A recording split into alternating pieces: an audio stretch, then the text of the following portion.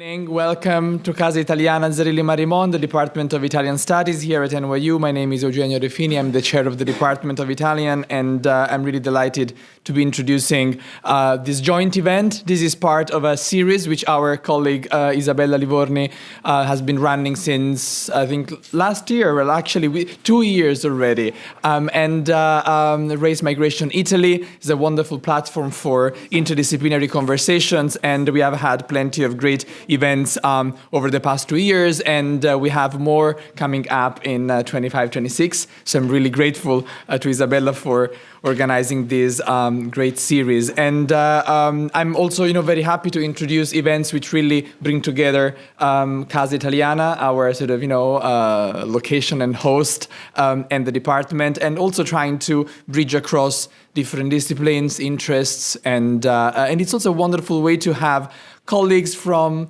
sort of all over, and really tackling big questions about, Italianità in a very broad sense. And today, actually, we're traveling to Brazil, so I think this is perhaps the sort of longest trajectory across the various events which we have had in this series. So we get pretty far from Italy, but also back to Italy in a way through these conversations. And so I would like to sort of hand it over to Isabella, and I would like to thank our guests. I won't introduce them because this is going to be Isabella's job, but I'm very grateful to the three of them as well for being with us tonight. So, Isabella.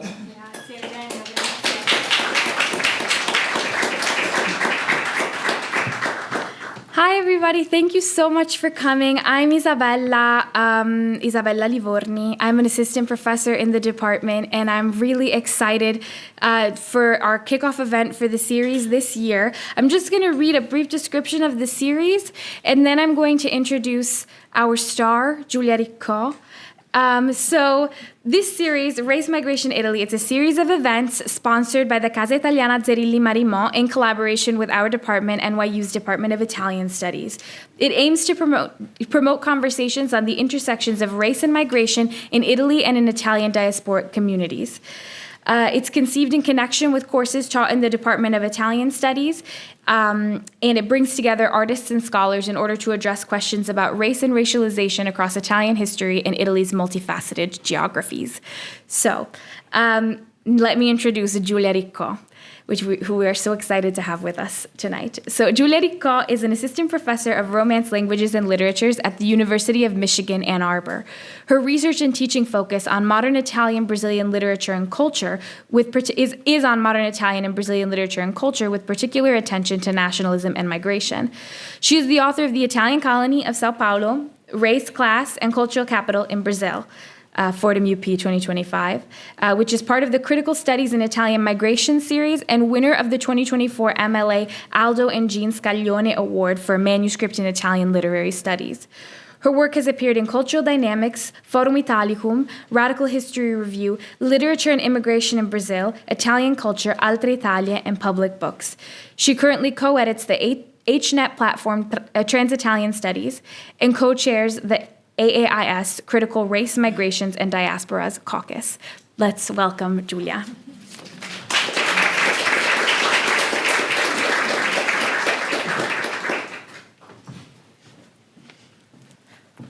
Okay, let me just get settled here. Thank you all for coming tonight. I just want to really, express my heartfelt gratitude to Isabella Livorni for inviting me here, and of course to the Department of Italian Studies and Casa Italiana for having me. I also want to really thank my respondent tonight, Francesca Parmeggiani and Zita Nunes, for agreeing to be here with me. So thank you. Let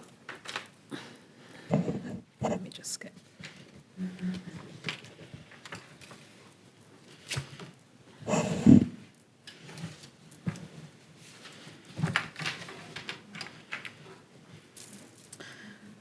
Okay, so I would like to start with a question, with what I hope it's a provocative question for us tonight, which is, when and where did Italians first begin to understand themselves as unequivocally white? This talk suggests an unlikely place and time, São Paulo, Brazil, at the turn of the 20th century. Before I turn my attention to São Paulo, however, I first want to address the whys and wherefores of my opening question. After all, the supposed whiteness of Italians might, at least to some of you, seem like a self-evident trans-historical truism. Still others among us might wonder, like many Italianist historians and literary scholars, whether Italians have indeed become truly white in the first place. So let me quickly explain how I have structured today's talk. It is divided into two parts. In the first part, I offer an overview of how Italians have been constructed as racially ambiguous in the US and in Italy, and how this ambiguity has, in turn, frequently prevented Italians from fully acknowledging their own complicity in institutional racism and white supremacy. In the second part, I will show how the Italian experience in São Paulo tells a different story from the one in the US, which is often seen as paradigmatic. In this alternative, less well-known story, Italians played not a big part, but a leading role in constructing and mediating notions of white racial and cultural superiority. In the second part, I reveal how overlapping discourses about race, modernization, and civilization led to the popular image of Italians as paragons of whiteness in São Paulo. In an edited collection published in 2003, scholars of Italian-American studies Jennifer Guglielmo and Salvatore Salerno asked a provocative question: are Italians white? Their goal was to analyze a persistent and at times unspoken anxiety over Italians' racial ambiguity, or what literary critic Tatiana Petrovic-Niegoc has called Italians' racial double status. This racial ambiguity, as Guglielmo points out in her contribution to the collection, makes for a troubling paradox. On the one hand, racially inflected discrimination against Italians, particularly in the US, allows Italians to lay claim to victim status alongside people of color. On the other hand, it obscures their sometimes fragile but nonetheless real access to the white racial privileges that enable their success, particularly vis-à-vis African Americans and Latinx populations, allowing them to downplay the persistence of racism and structural inequalities and cast themselves as members of a model minority. Despite being officially categorized as white upon their arrival in the United States, Italians became targets of xenophobic attacks that had a deeply racist undercurrent. And yet, by the end of the 20th century, Italian Americans had become closely associated with anti-Black violence. The history of Italians in the US reveals a process whereby Italians went from having a tenuous grasp on whiteness to becoming gatekeepers of Black-white racial boundaries. If what made Italians racially ambiguous had partly to do with the fact that, as historian Matthew Jacobson has pointed out, Italians did not act white, then one way Italians in America learned to assert their whiteness was by perpetrating acts of anti-Black racism. The discrepancy between how Italians were categorized on paper in the US and how they were treated in everyday life offers perhaps one of the best illustrations of the social construction of race. Here, race is what Pierre Bourdieu would call a symbolic category, as opposed to a biological or scientific reality. And perhaps this is an ideal moment for me to say clearly that I understand whiteness and Blackness as artificial categories constructed through a series of historical, economic, and social relations, which do not stay fixed, but change according to the exigencies of a particular moment and political economic structures. Rather than treat race and racial categories as axiomatic or stable, I understand them as products of contingent processes that unfold largely in the realm of cultural production, where they then acquire the patina of common sense. The tendency to view Italians as an inferior subrace of white people in the US actually had its roots in the racial debates that raged in Italy at the turn of the 20th century.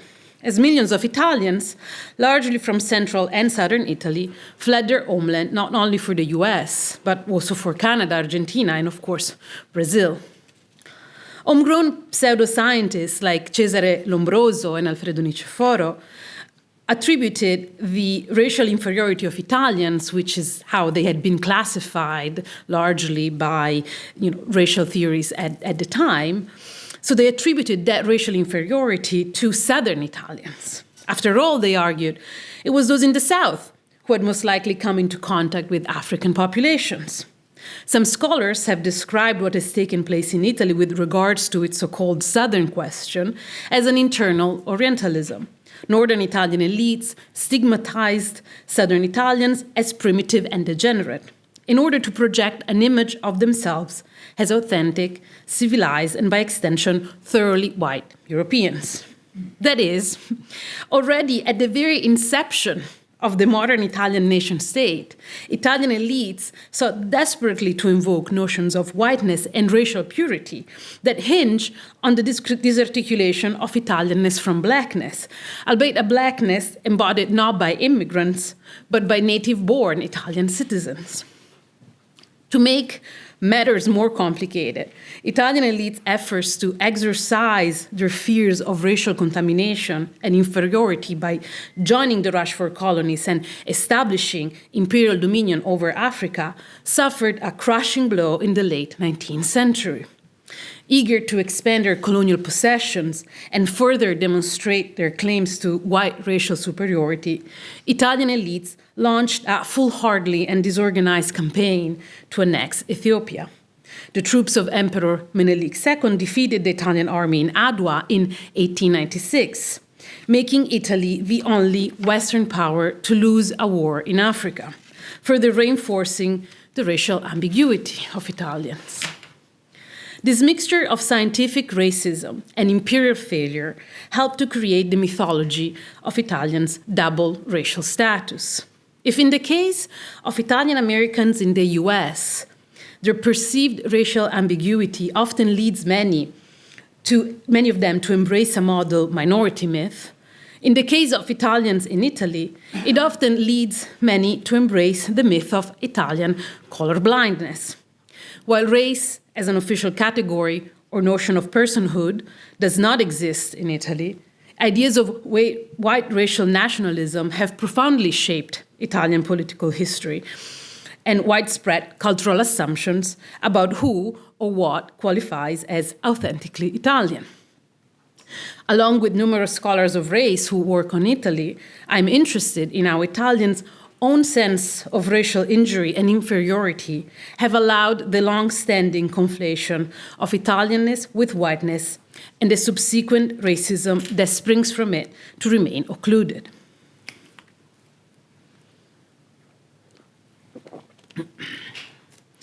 It is within this cross-disciplinary and transatlantic panorama that I situate my research on Italians in São Paulo. That same racial ambiguity, which prompted Guglielmo and Salerno to ask the provocative question, takes on a completely different meaning when we look at the relationship between Brazilians and Italians at the end of the 19th century. In the second part of this talk, I propose that we understand São Paulo as a unique laboratory for the racialization of Italians as white. In many aspects, the discourse of Italian racial, economic, and cultural superiority that I trace in my book, a discourse that I have called New World Italian, anticipates the ways in which Italians have come to understand themselves in the later part of the 20th century. Turning to the discursive strategies through which Italians entered the fraught racial dynamics of a nation like Brazil, which remains the country with the largest number of people of African descent outside of Nigeria, allows me to shed light on the often obscured relation between Italian national identity and whiteness. I realize how hearing about the massive and long-standing presence of Italians in São Paulo might come as a surprise to some of you. After all, numerically fewer Italians arrived in Brazil than the US and Argentina. And in total, just shy of 1.5 million Italians arrived in Brazil between 1884 and 1939. And as you can see in the table, that is the largest group of migrants. And even to contextualize this a bit further, the peak time of Italian mass migration to Brazil, it's between the 1880s and the 1890s. And so this is at the same time that Italians are losing the war in Africa, right? And so this is very important to keep in mind that you have this very large migration happening at the same time of this sort of failure of imperialist ambition and desires. And also notice that Italians are even more than the Portuguese, right? So it's a very, very large group when you look at comparatively with other immigrant groups. And yet, the case of São Paulo actually stands out because of the massive density of Italian settlement. Indeed, more than a half of these Italians that you see here actually went to the city of São Paulo.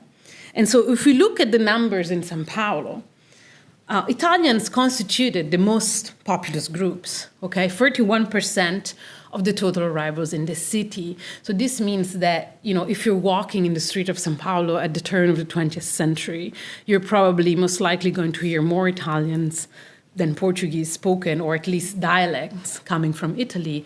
And this was the composition of the city. So when we consider also how this data articulates with the modernization of São Paulo, whose population nearly doubled between 1893 and 1900, we can begin to appreciate the importance of placing São Paulo squarely at the center of an investigation into the links between race and nationality in Italian studies. And at the same time, without discounting this sociological and historical data, I propose that we take a closer look at the discourse that accompanied the arrival of Italians in Brazil. And I should mention that the presence of Italians in Brazil had two major functions. First, to flood the Brazilian free market with cheap labor, and as a result, crush the negotiating power of recently emancipated slaves. And secondly, to repopulate the country with putatively superior Europeans, thereby whitening the Brazilian people. And to this point, early 20th century Brazilian racial theorists championed racial miscegenation as a whitening mechanism. What was needed, in their view, was an influx of European blood that would assimilate and supersede the other components, bringing about a new, modern Brazilian man. Consider, for example, how São Paulo-based modernist writer Antônio de Alcântara Machado, the subject of the book's second chapter, in the preface of his composite novel Brás, Bexiga e Barra Funda, informs his readers that a new breed of Brazilians was born from the mixing of the Italian jovial race, raça alegre, with the local Brazilian people, originally made up of allegedly three said races: the indigenous, the Portuguese, and the African. From this new mixing, the author muses, and I quote him here, the Italianinos were born, Gaetanino, Carmela, Brazilians and Paulistas, even bandeirantes, the early settlers of São Paulo, end quote. So for modernists in search of the quintessential national identity, thinking about Brazilian culture as an amalgamation of a specific set of characteristics lets them mask racial conflicts while also allowing for the assimilation of new cultures to the national paradigm, by, however, keeping them distinct but united under the banner of Brazilianness. Italians thus arrived in Brazil at an opportune moment. While US elites tended to see Italians as potentially dangerous harbingers of an attenuated whiteness, Brazilian policymakers viewed them as uniquely suited to the task of diluting the blackness of Brazil through miscegenation. Paradoxically, then, Italians' newfound honorific status as white and the attendant privileges thereof depended largely on their willingness to embrace the very racial ambiguity that in the US and Italy threatened to sabotage their claims to whiteness, particularly in the first half of the 20th century. Under these circumstances, Italian whiteness is not only uncontested, but numerically and culturally hegemonic. Here, as elsewhere, Italians had to define themselves in relation to people of African descent, but on terms far more flattering to their self-image than those they have ever encountered in the US, and with an intimacy that did not even become conceivable in domestic Italian politics until the late 20th century. Not by chance, Bisciga, the most populous Italian neighborhood of the city, also constituted the oldest Black enclave in São Paulo and harbors forgotten stories of cross-racial and cross-ethnic intimacy.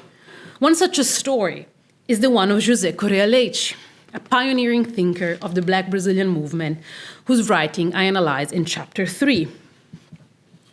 Orphaned at a very young age, he had spent his formative years working and living with an Italian family, completely immersed in the culture and language of the Italians of São Paulo.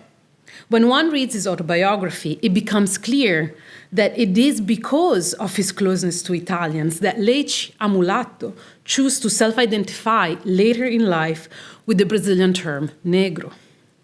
He began this larger journey of racial awakening by mocking the speech patterns and affectations of the Italian residents of São Paulo through the fictional character of João P. Carretta, whose vignettes, in a mix of Portuguese and Italian, were a constant presence in Leite's newspaper, O Clarim.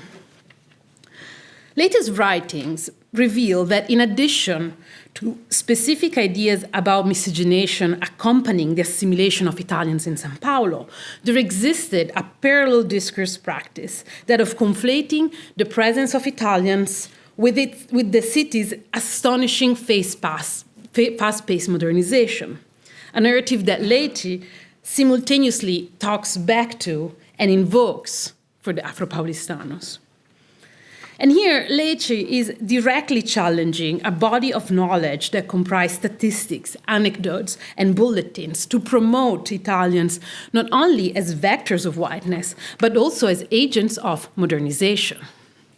This parallel discursive practice was propped up almost 2 decades earlier by Brazilian state officials and by Italian travel writers, particularly Italian intellectual and scientist Gina Rombroso Ferrero, whom I discuss at length in chapter 1. And to be sure, it is undeniable that the arrival of Italians in São Paulo coincided with an overwhelming economic growth. The recent abolition of slavery in 1888 initiated the transition to a market economy organized around free labor, which in turn meant that Italians could favorably start new businesses. And not coincidentally, some of the wealthiest industrialists in the first half of the 20th century in São Paulo were Italians. And here, a small note. The image I chose for the book's cover is a postcard that depicts São Paulo's first skyscraper, Pregio Martinelli, or Martinelli Building, which was planned in 1922 and completed in 1928, on the order of Italian-born industrialist Giuseppe Martinelli. And the postcard aptly reads here, it's at the very bottom, São Paulo, New York of South America. And I've asked the press to print some of these postcards, and they're actually outside at the table, so please do pick one up. They're for you. And it's a postcard that means a lot. It means a lot for the book, too. But just to give you a sense, right? I mean, this is the first skyscraper of a city that is built off skyscrapers, okay? This is a city also that, with this caption, by saying the New York of South America, it's projecting an aspiration to be a modern American city. And it's done, though, through Italian capital, Italian brands. There is a Fernet Branca, there is the Saturnia here in this building, there is this advertisement. So it's done through Italian capital, right, as well as Italian labor, of course. But, of course, right, such a triumphant narrative masks a more complicated reality. one that included rampant racial discrimination in the city. And just a quick glance at the demographic data of São Paulo, and I promise I do not have any pie charts here, I'm just gonna give you just a sense, is that if you look at the workers that are employed in Italian factories in the city at this time, they're almost exclusively Italians or immigrant-born, right? So we were talking about 87% if you look at two of the bigger factories like the Mariangela textile factory and the Rodolfo Crespi cotonificio. Those two are mostly Italian workers working for Italian capital, working for Italian bosses, okay? But what does that tell us, right? It means that there is a lot of closed off access to actual good jobs, to jobs that would allow a social access to social mobility for the people like José Correa-Lecci. So what accounts such as the ones by Lombroso Ferrero obfuscate is that Italians became agents of modernization because the racial hierarchies at play in São Paulo conveniently allowed them to accrue impressive sums of capital and permitted them a rapid socio-economic ascension at the expenses of those Brazilians deemed racially undesirables, making then latest writings, right, his newspaper and his autobiography, very crucial to understand the tension that hold the New World Italian discourse together. So, the process that enabled Italians to become white in São Paulo depended both on their contribution to the whitening project taking place in Brazil at the time and on their position within the modern post-abolition economic system. But what would happen, however, once these two contingencies ceased to determine Italians' racial status?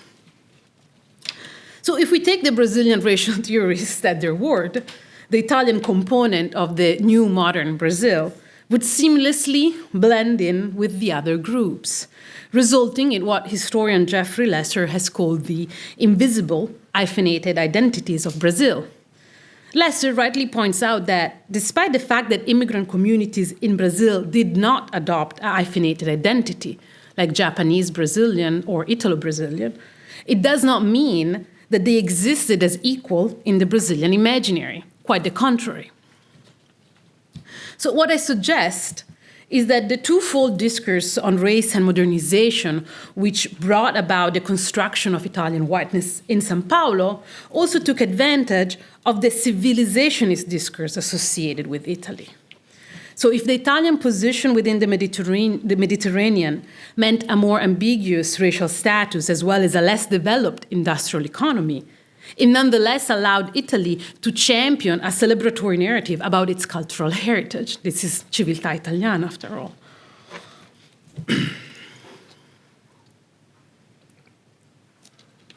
So Italian elites, once they acquired their newly privileged status in São Paulo, quickly understood that employing those ideas of Italy's cultural greatness would allow them to protect their superior status and to prevent it from being diluted within Brazil's racial democratic regime. What is more, local elites readily embraced the notion of Italy's cultural greatness because they saw its grandiosity reflected back onto them. Take, for example, the unique success among other similar Italian schools within the diaspora of the Istituto Medio Italo-Brasiliano Dante Alighieri of São Paulo, founded in 1913 and still active, still open, still operating as a school. The uniqueness of the school has to do not only with the amount of financial and social capital Italians had amassed locally, itself a reflection of the comparatively different class compositions of Italians in São Paulo, but also with a confluence of interests among Italian elites in the city, the native-born Brazilian upper class more broadly, and the Italian government back in Italy. Chief among these was a shared desire to ensure that Italianness would become synonymous with racial, technological, and cultural amelioration. As I illustrate in chapter 4, among its most illustrious students, one in particular stands out, the jurist Miguel Reale, Born to an Italian family that immigrated to the state of São Paulo, Reale was a Brazilian politician who co-founded the Brazilian Fascist Party, Brazilian Integralist Action, in 1932, and openly supported and collaborated with the 21-year-long military dictatorship that started in 1964. Reale fully espoused the project of national modernization pursued by the Brazilian elites, which promoted removing the racial barrier to progress through a gradual whitening of the Brazilian population. By the same token, Reale understood that the Italian contribution to Brazil's nascent racial democracy should be protected and elevated, an idea reflected in the organic unity of his fascist philosophy, that of integrating while discriminating, integrar discriminando. However, as I mentioned earlier, the New World Italian discourse is held together by tension, by contradictions, right? So one was Leite, who was sort of revealing that, in many ways, this idea of Italians as agents of modernization was but an artificial construct, was, part of like a larger propaganda machine. And here too, right, what the Brazilian elite behind the push for subsidized migration, right, behind the sort of welcoming in bloc Italians as vectors of whiteness and as agents of modernization had not foreseen was that with Italian labor came Italian ideas about labor. And São Paulo's labor movement was, in fact, very much a transnational Italian product, one animated largely by anarchism and other radical traditions. And in many ways, the labor movement and labor rights and the syndicalist efforts at the turn of the 20th century in São Paulo are very much an Italian affair, right? It's Italian workers against Italian owners, right? And so, Italians, right, who had been hailed as harbingers of progress could in the same breath be relegated to the category of the lumpen proletariat alongside Black Brazilians and other racial undesirables. And it is this contradiction that animates the last chapter of the book, in which I analyze the figure of the Italian anarchist through a close reading of the most important literary depiction of Italians in São Paulo, the 1979 memoir Anarquistas Graças a Deus by Zélia Gattai. And at first glance, it may seem that the experiences of Gattai's staunchly anarchist Italian family in São Paulo during the early decades of the 20th century directly contrast with the conservative overtones of the New World Italian discourse, which reinforce Italians' cultural, racial, and economic superiority in São Paulo. However, that is not necessarily the case. For example, Gattai's father, while certainly an anarchist, also owned a very lucrative auto shop, making him part of the Italian commercial elite at the heart of the idea of progress and modernization that accompanied the assimilation of Italians. At the same time, her mother, who embodies the self-educated worker, holds racist attitudes toward both Black Brazilians and Southern Italians, partially echoing the exclusionary and discriminatory dimensions of the New World Italian discourse. So to put it simply, the conservative discourse about race, whiteness, and modernization that accompanied the Italian diaspora to São Paulo emerges in Anarquistas, despite being in obvious tension with the book's nominal subject matter. Tellingly, Anarquistas, published during the Brazilian military dictatorship, promptly became a bestseller and was later transformed into the TV network Globo's first smash hit miniseries. Celebrating the story of this endearing Italian family, whose anarchist politics lay safely in a distant past, served a twofold purpose. First, it allowed Brazilian mainstream media, both oppressed by and at times complicit in the country's ongoing military dictatorship, to lionize a story of political dissident, albeit one that did not pose a contemporaneous threat to the status quo. Secondly, Gattai's memoir fostered a more sympathetic narrative about Italians in São Paulo, distancing them from the taints of settler colonialism and fascism, and instead associating them with utopian idealism and victimhood. In so doing, the trope of the Italian anarchist emerged as an ideal mechanism by which to ensure that the New World Italian discourse would remain central to the way Brazilians imagined themselves for years to come. To conclude, I hope to have shown how the overlapping discourses about race, modernization, and civilization that constituted a common currency across the Atlantic at the turn of the 20th century contributed to Italians first beginning to understand themselves as white in São Paulo. Not only does the racial ambiguity attributed to Italians in the US and in Italy cease to exist once in São Paulo, but it transforms itself into racial superiority, one encompassed by what I call in my book the New World Italian discourse. What is more, the New World Italian discourse also stresses the role of Italians as agents of modernization and forces of civilization. In this way, both Italian and Brazilian elites ensure the preservation of white European racial superiority and hence the success of the whitening project. Finally, reconstructing the discourse that racializes Italians as white in São Paulo appends the narrative of victimhood that accompanies popular and scholarly discussions of the racial status of Italians in Italian and Italian American studies, while at the same time revealing the dynamics that have emerged when whiteness has articulated with Italianness in an explicit and uncompromising way. Thank you.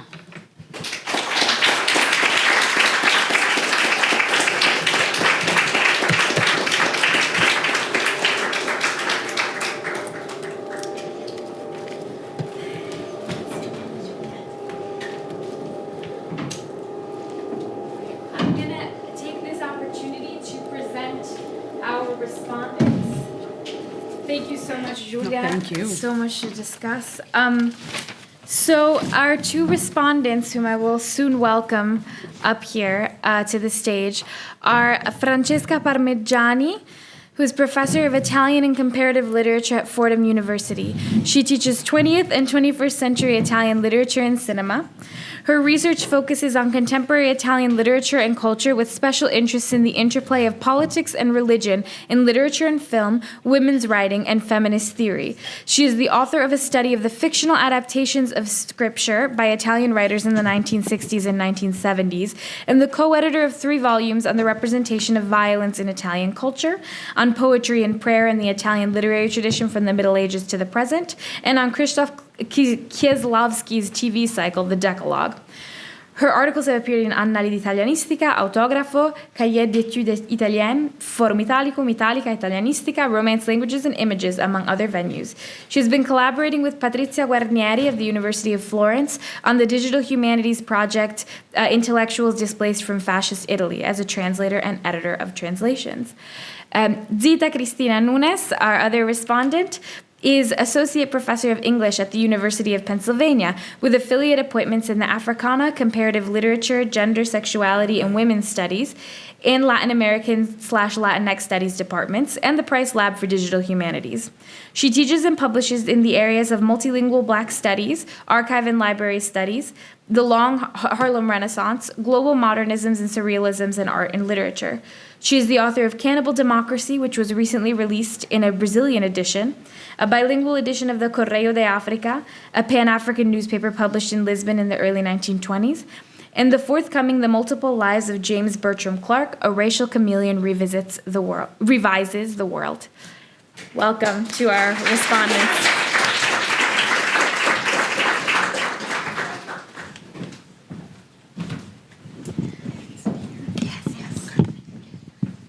Francesca, do you want to kick us off with your remarks? So, first of all, good evening, and thank you, Isabella, for this invite, and congratulations, Giulia, for a wonderful book. Truly interesting, and I always measure the value of a book when I can say at the end, I've learned a lot, and I must say I've learned a lot. So thank you. So I'm going to basically present to you some brief remarks and maybe comments and maybe question at the end. And I will focus on what, in my view, this book does, that is both exemplary and innovative for a scholar like me who works in the field of Italian studies. As we have just heard from Giulia, the Italian colony of São Paulo discusses Italians' migration to the Americas since the second half of the 19th century, zooming in on South America, on Brazil, and further on São Paulo. It is through the experience of Italian in São Paulo and the New World Italian discourse arising from this experience and intertwining migration and colonization that Giulia analyzes the specific but intersecting and interrelated construction and affirmation of two modern nations, Italy and Brazil. And it is through the life and political experiences, identity formation, education, and cultural production of those who encountered and interacted with the Italian on São Paulo, and of course interaction and encounter hides a lot of things like, living in close proximity, visiting, sharing urban spaces, cultural spaces, studied in Italian schools, whether white, black, or of mixed race, visitor or native, so that encounter and interaction is really multifaceted. But it is through this interaction that Giulia revisits Brazilian political history through the 1970s and beyond, and explore the concept of Italianness in the 20th, 21st century. And I want to recognize Giulia's ability to convincingly master and condense a complex history across continents and countries in relatively few pages. I mean, it's really not a very thick book. So kudos to that. I work in Italian studies, as Isabella has pointed out. Most recently, I have developed an interest in contemporary Italian writers who have traveled or lived in Latin America, primarily in Spanish-speaking countries. For example, Laura Pariani and her representation and travel to Argentina and Chile. Carlo Coccioli, who chose to live in Mexico. I'm specifically interested in how, although grounded in a direct, specific experience of Latin America, this writer's imagination colonizes Latin America by adapting landscapes, people, languages, and cultures to fit Western imagination. In so doing, however, these writers also retrieve a silent history of violence and exploitation, both in Latin America and in their home countries. In other words, writing about Argentina or Mexico enabled them to unveil a history of personal and collective suffering, marginalization, exploitation also in Italy. And I think this context is important to understand why I find your book so valuable. To a scholar like me, given my developing interest, the Italian colony of São Paulo offers crucial guidance in terms of both content and research methodology. With regard to the content, Giulia's attention to Italian migration in Brazil significantly expands the field of Italian diaspora study and transnational Italian studies in the Americas, which normally focuses on the United States and Spanish-speaking countries, I would say. So the attention to Brazil certainly demonstrate the complexity of migration and all the discourses around migration as nation building, part of nation building projects. With regard to the methodology, the Italian colony of São Paulo urges researchers and readers alike, first, to be always mindful of the danger of lumping together geopolitical realities and historical experiences that are in fact distinct and specific. And this mindfulness in your book translates into a critical practice of engaging with primary sources and scholarship from both sides of the Atlantic, across countries, languages, and disciplinary fields. That breadth of research, but the breadth of text, the breadth of ideas, it becomes crucial, key, a foundation, really to understand this particular experience and not making certain methodological mistakes that is so easy to fall into, particularly when we talk about diaspora studies and post-colonial studies and so on. The second point is the importance of embracing a critical perspective that reflects and navigates the complexity and fluidity of the subject discussed. And subject, indeed, is agents, right? Individual, community, and society are agents of history, agents of cultural changes, and of course agents of languages and so on. And regarding the second point, I would like to pause for a moment on the contribution significance of the transnational critical perspective and the literary studies perspective, which Giulia simultaneously adopts in her research, each perspective complementing the other. The adjective transnational certainly defines Italian migrants' experiences, the experiences recounted and studied in the book, but it also defines Giulia's critical self-positioning in the book and her understanding of that experience. In other words, transnational defines an intellectual habitus which makes it possible for the researcher and author to delve into the complexity of the New World Italian discourse and nimbly grapple with its characteristic paradoxes and contradiction as it initially emerged and eventually developed over time between Italy and Brazil. In other words, transnational qualifies a critical attitude or disposition embracing open-endedness rather than one definitive or homogenizing interpretation. It is also a critical position that subsumes a comparative understanding of Italians' migration in Brazil and more broadly in the Americas. And I really appreciated the fact that while your focus is on Brazil, São Paulo, but there's always this other element of reference, not only what happens in Italy, but how we think of migration in North America, right? And I think that this becomes, I think the coda to some extent sums up all these threads. And it becomes clear, you really urge the reader to rethink Italianness on account of multiplicity rather than authenticity. This was a starting point, actually, in your presentation. But I think all the threads come together in the coda of the book. But I certainly appreciated, again, this notion of transnationality, but at the same transnational, but it assumes also a comparative approach. The other perspective, methodology that I want to point out is the fact that Giulia speaks from the perspective of a literary scholar. So at the center is the text. And not only one, many texts, as we have said. And through close readings, you address question of form and genre, language, and I believe that there may be some question about that, hybridization, ventriloquism, double voice, authorship and readership, canon and tradition, and I found that particularly helpful. I found it not only interesting, but also effective that in the book's first and last chapter, leaving aside the introduction, the coda, Giulia focuses on the work of two women, Gina Ferrero Lombroso, as we heard, a travelogue, and Delia Gattai, a memoir, respectively. And these are personal writings grounded in personal and collective history, observations and memories, where storytelling is central. And I think storytelling is so important because it's really emphasized the notion and the role of imagination in negotiating between reality and fiction, and also the role of imagination in these processes of mythologizing and self-mythologizing of Italian and Brazilians in Brazil, and Italians in Italy. We're always working between the two shores, so to speak.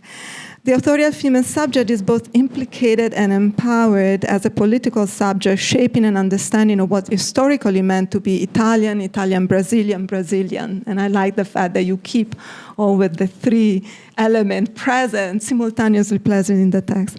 But rightly so, Giulia also raises a question about to what extent these texts serve as mere echo chambers of established national and racialized narratives, or consciously or subconsciously subvert those very narratives.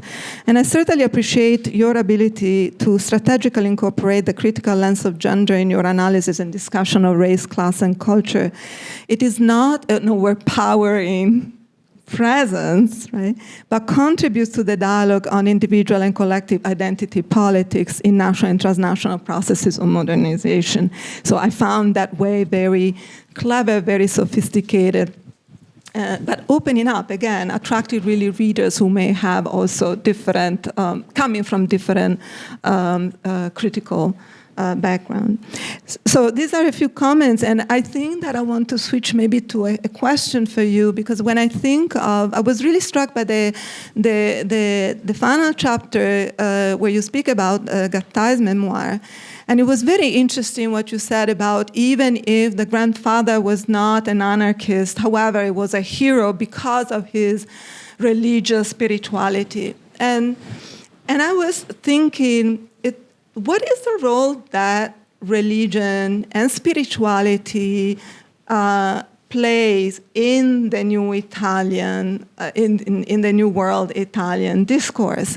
Because it seems to me that by the time you get to Gattai, we are in the late 70s. A lot of things have happened, including the Theology of Liberation, Vatican Council II, this notion of the hero, the political hero that is almost a messianic hero. I mean, I'm thinking about Pasolini, for example, but certainly it becomes some sort of, defining figures of the rebel in the 60s, right? So it seems to me that at that point, to think about spirituality or religion, its institution, Catholicism, it's in part conditioned by the time. But what happens really when these migrants arrive in the late 19th century? I was thinking about the date 1880. I wanted to say I got stuck in between the numbers. What happens, for example, in terms of what does Gina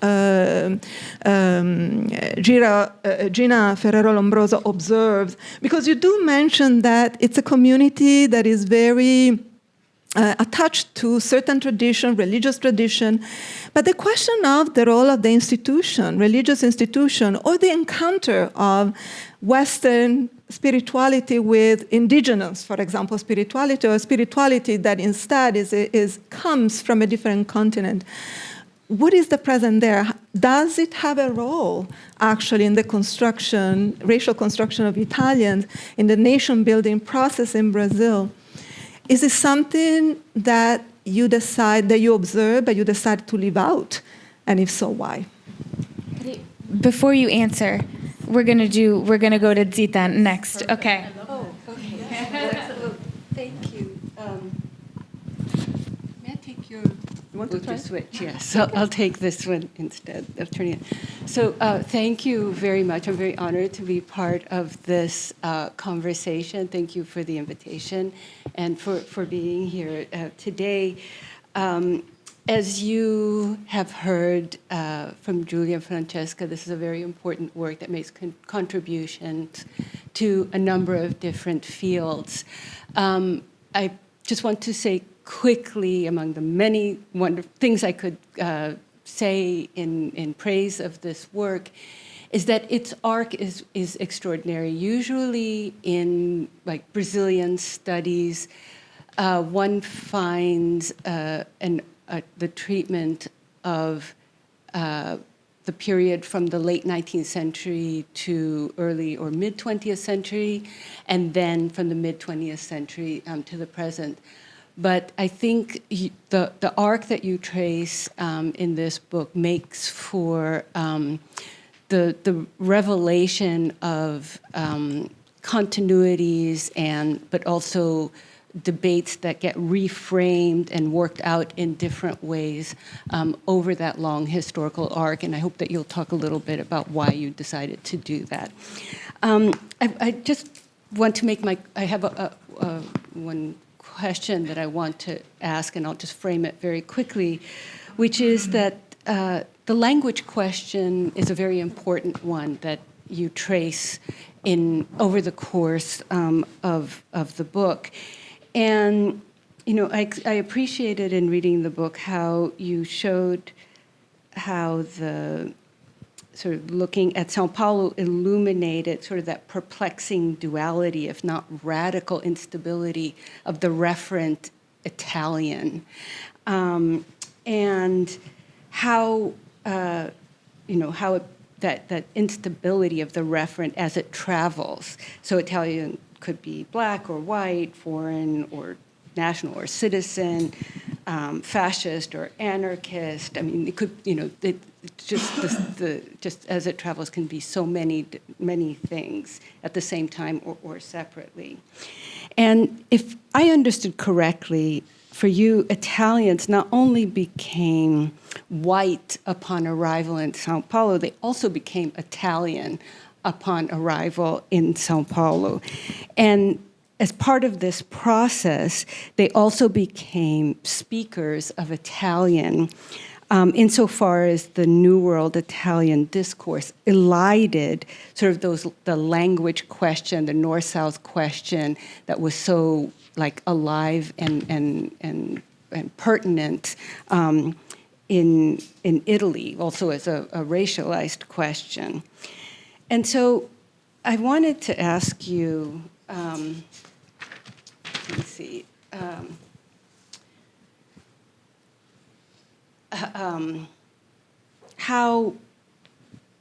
so you addressed the language question in Brazil in a number of compelling ways, as a marker of belonging or alienation, as a linguistic corollary of racial mixture, as a question of translation, of names, for example, like when to translate your name or when not to translate your name.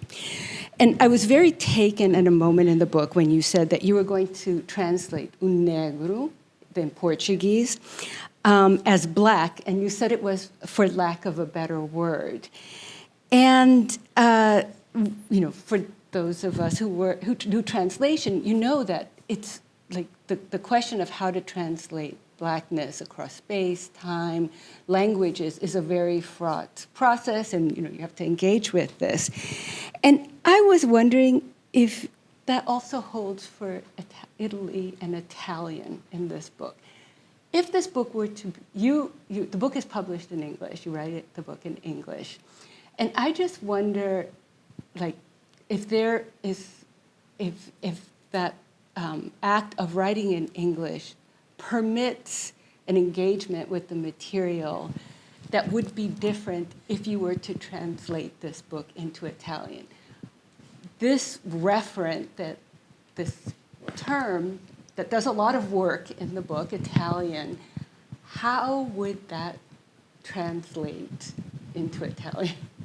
And so, this is a methodological issue, but it's also a political and an ideological one. And so I was just curious if that carried over.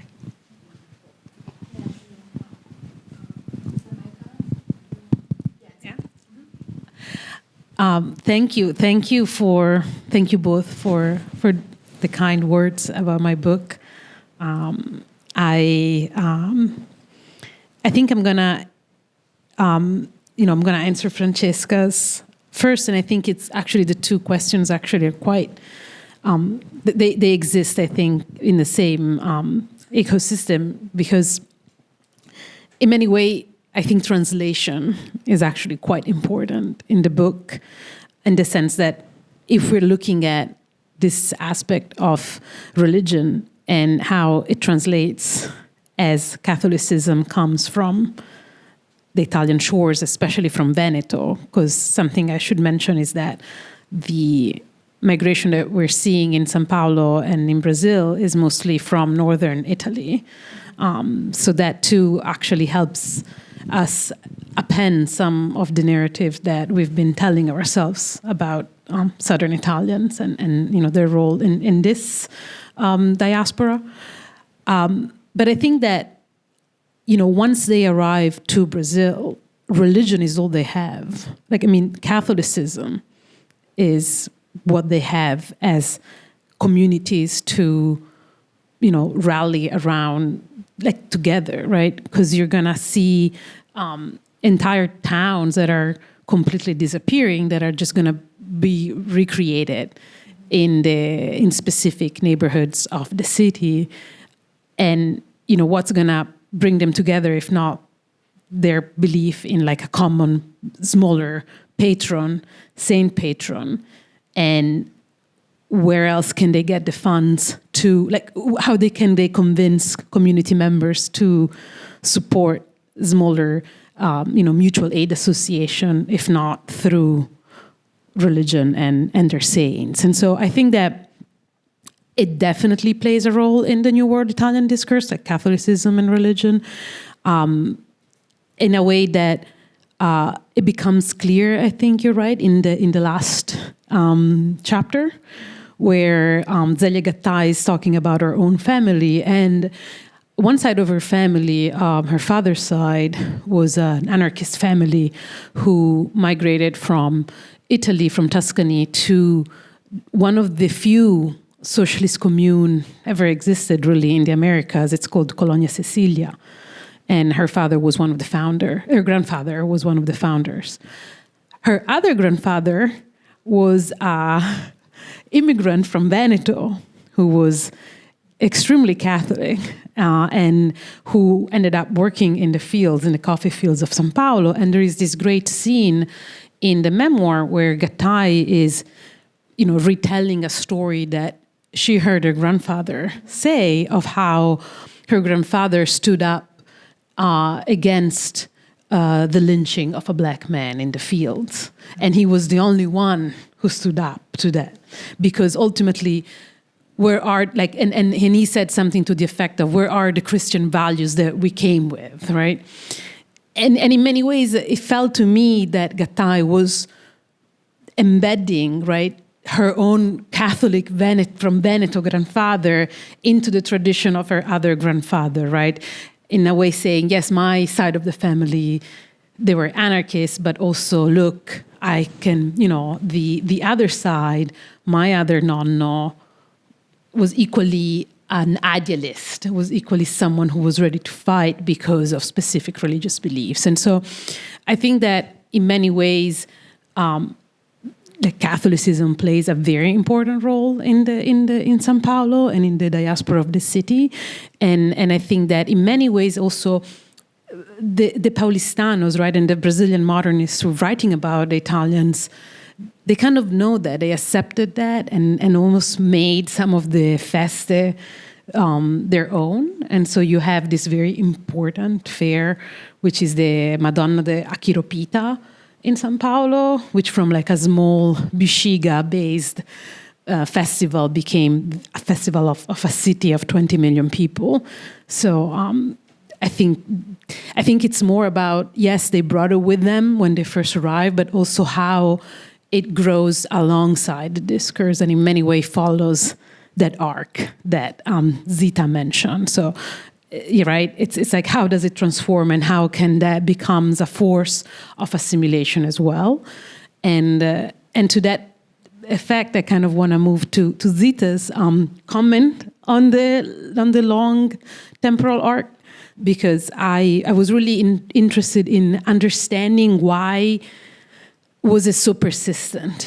So why was it still that if I go to São Paulo, Brazil, I am reminded, first of all, a lot of people living there are very excited to share with me that they too are Italian, but also that it was an appeal to a specific type of Italianness that really had to do with cultural greatness, right? It's less so with food and sort of popular forms of culture, but an appeal to higher and standards of Italian culture. And that was really why I wanted the book to have such a long arc, because in many ways I thought this discourse still has an effect, right? And that's what I meant at the beginning of the talk, which is that there are contingencies that make it possible, right? And these contingencies change depending on the moment, but it's still there. And so how is it that even today São Paulo has, I should have mentioned this, but São Paulo has the largest number, the largest density of Italians in a city, even more so than Italy. That's where you're going to find it. So just ask this, the fact that these people also held on to their citizenship for this long, right? They wouldn't give them up, right? They were able to pass them on. That was the question that really prompted the long historical arc. And to your question about language, what a great question.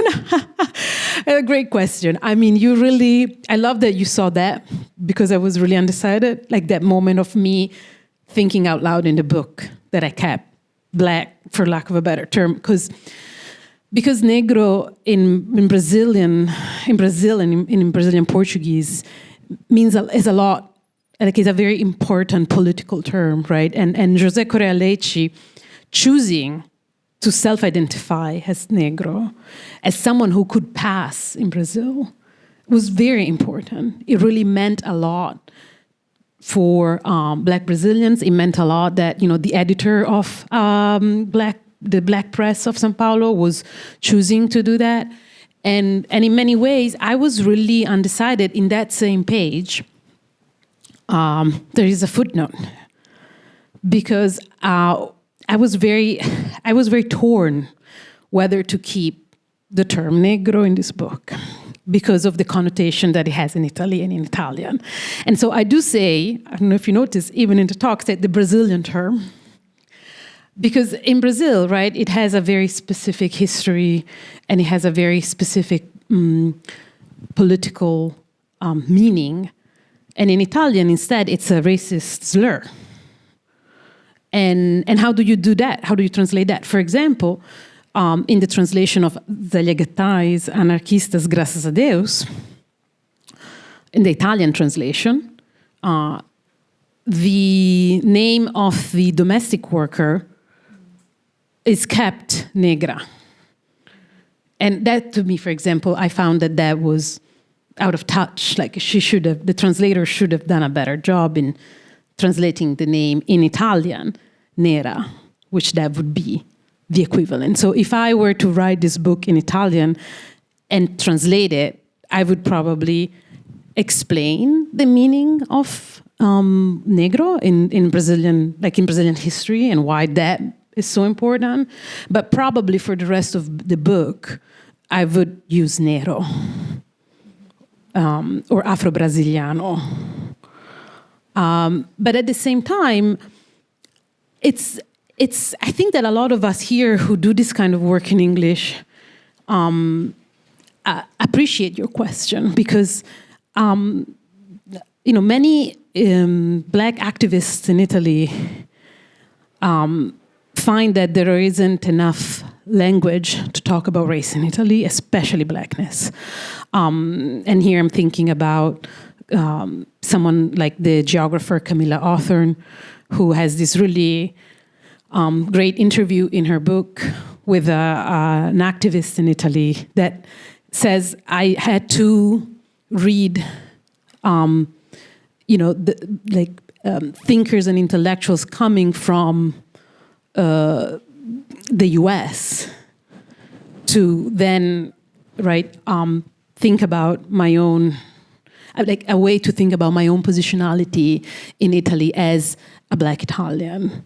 And so a lot of also activists and Black Italians actually choose to say Black, right? They don't even do the translation into Italian. They keep English as a way to signal, right, a larger and longer history of Blackness that is also in many ways more legible to Italians than their own, than if I were to say nerezza in Italian, as in a way that it sort of perpetrates this mythology of the color blindness, that we're all Italian. Why do insist on this, right? And so in many ways, by appealing to the US and to the English, they can sort of identify and signal their stance.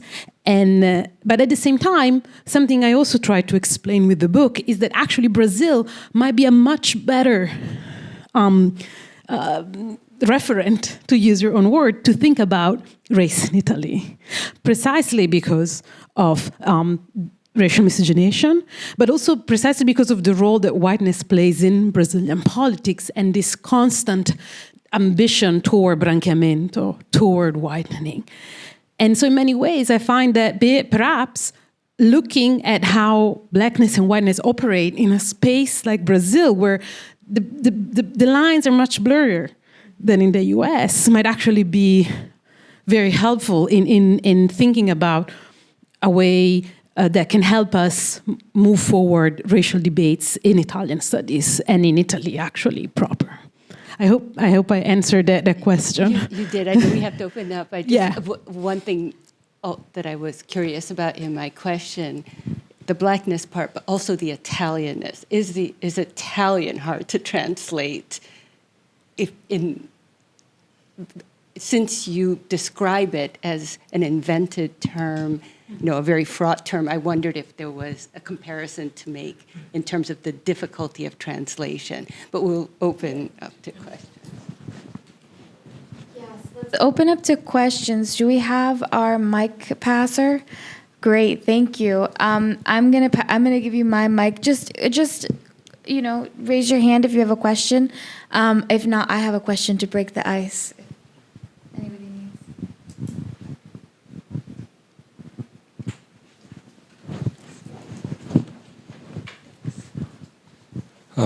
Thank you so much for your book presentation, for the talk. I can't wait to read it.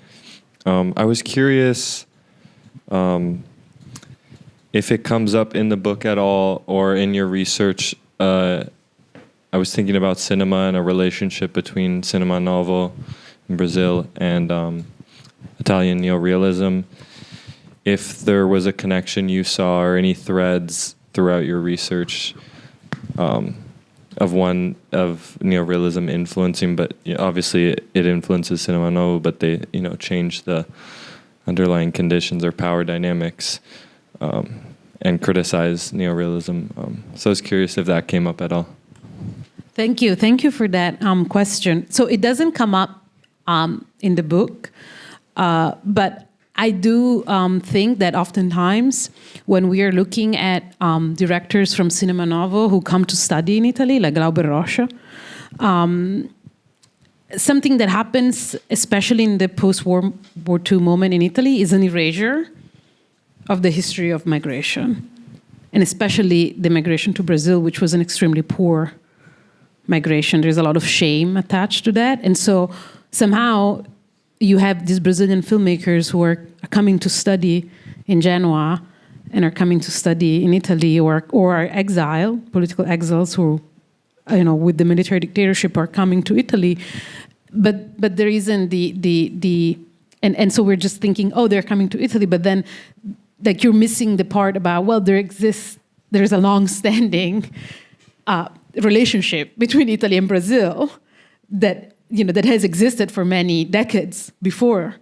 And so that is also why they're coming to Italy, right? Of course, there is the political sympathies of Italy, and that's why they would choose to go there.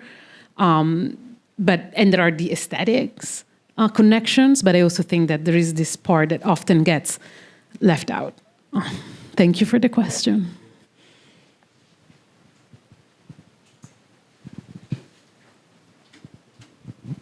Hello. I was struck by something, Giulia, that you said regarding citizenship, specifically Italian citizenship, and you remarked that if I heard correctly, understood correctly, Italian citizenship was something that was passed down within Brazil for generations. So I was wondering if you could maybe explain a little bit, perhaps how this happened. Is that because the Italians never became naturalized Brazilians, or maybe the law was different, or maybe it was just hyperbolic what you were saying? Were they actually passing down their citizenship, or you just explain that a little bit? Yeah, absolutely. Thank you for the question. So they were able to hold on to their citizenship more so than in the U.S. because the law was more permissible in Brazil. But no, there was, of course, as in other countries in the Americas, there was a blanket naturalization law that happened when Brazil became a republic in 1889. So just a blanket, everybody who has come in is also Brazilian. But they never said you couldn't also be Italian. You see, this is the beauty of looking at what's happening in South America, where I think the lines in general, right, not just the racial lines, but also the lines of belonging are more porous. They're flexible.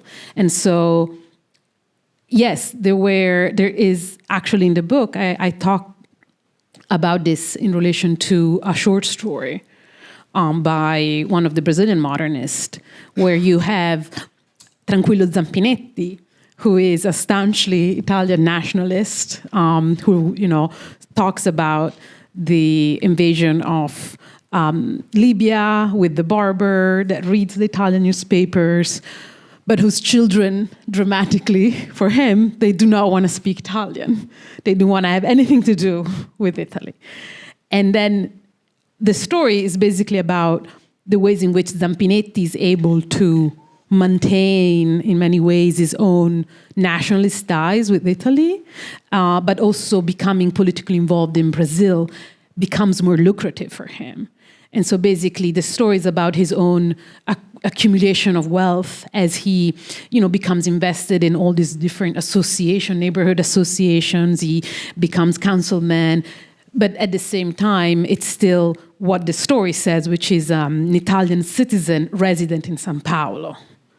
And I think that really explains these abilities that Italians in Brazil have shown. And I think even today, right, in relation to the current changes to citizenship laws in Italy, since Brazil was one of the few places that was able to halt the change.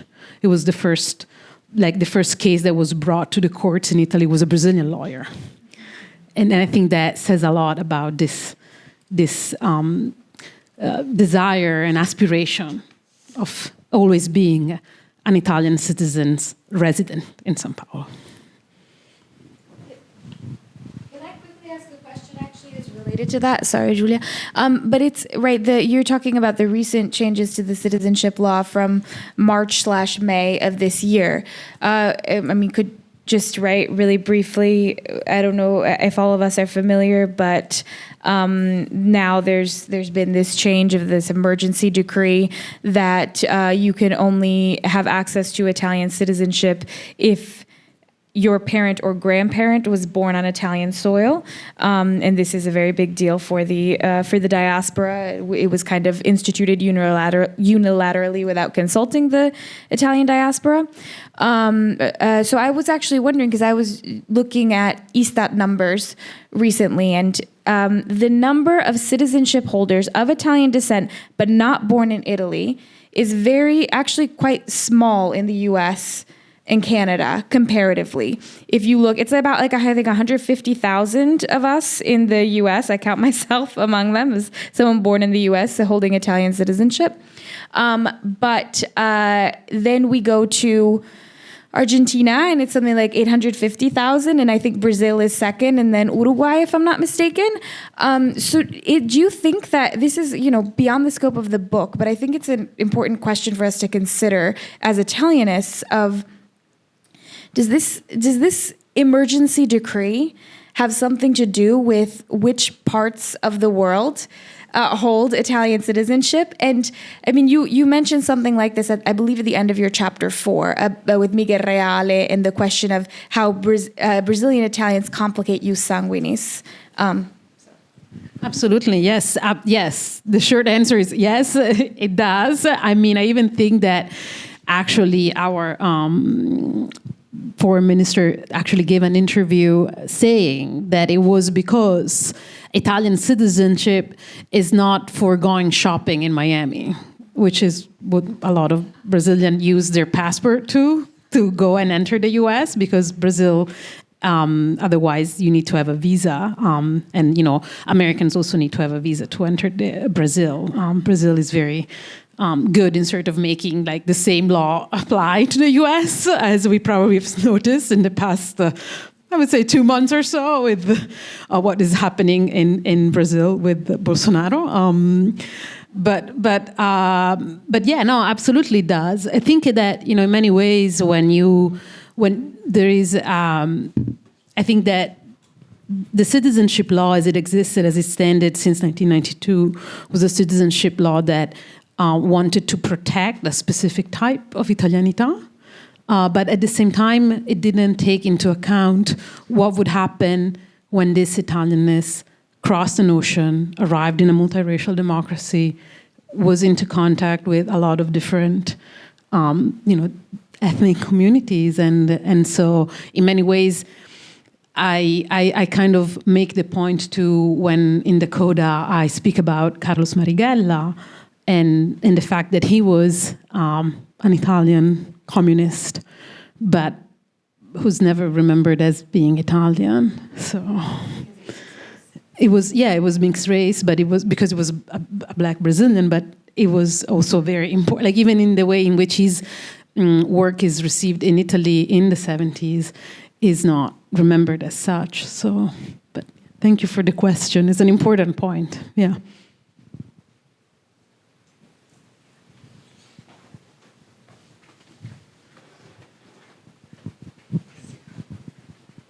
Hi, thank you for everything. I have actually two questions that are not actually related. But the first one to the question of religion, going back to Catholicism, and to the question to the point that Italians arriving in Brazil arrived at a Catholic country, and Italians in the United States arrived at a Protestant country, and how that. Just wanted to hear a little bit more about that difference and how that influenced their own acceptance as white in Brazil. And the second question is whether you can comment on the current memes in Brazil about my grandfather is Italian.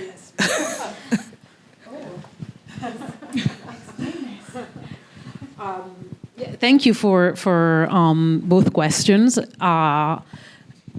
And thank you for bringing the point about Protestantism. And in fact, And the question again that Irish are also black.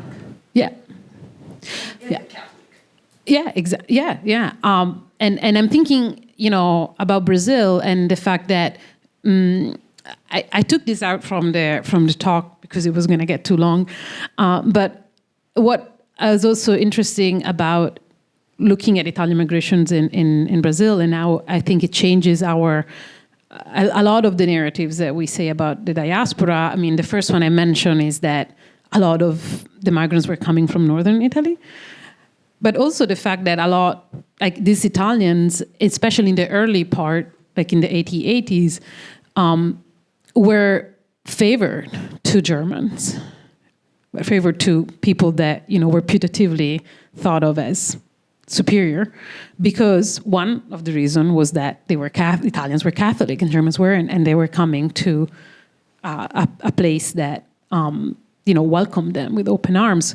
The other reason was that Italians were more eager to mix than Germans, as Germans recreated specific communities that still speak German to this day.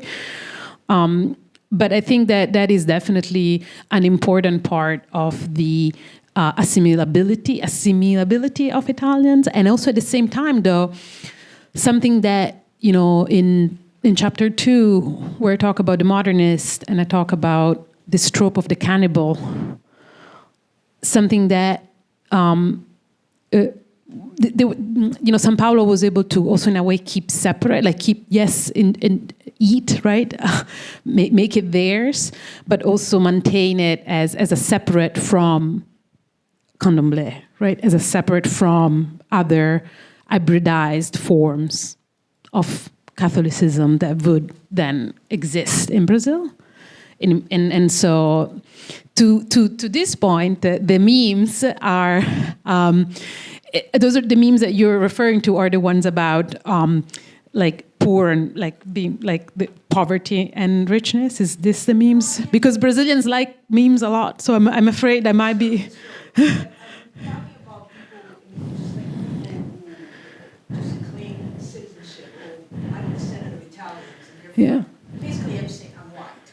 Yeah, and I think that also that is part about as the idea of like the fact that like you are also a specific social class as well, and I think the meme also is about that. But that is likely, right? I mean that they are also Italians, and I think that one person that comes to mind is also former President Jair Bolsonaro, who was very proud of his Italian heritage and also visited the little town in Veneto, where he's from, and his children, of course, all have Italian citizenship as well. And so, that also raises important questions about what kind of Italian is being exported, but also I'm thinking of Javier Milei and the fact that he received Italian citizenship seamlessly, even after this new law, new change in the law. Giorgia Meloni was very happy in giving this citizenship to Milei. So it becomes an important question to ask what this Italian citizenship holders in South America are voting, because they can vote in Italian politics.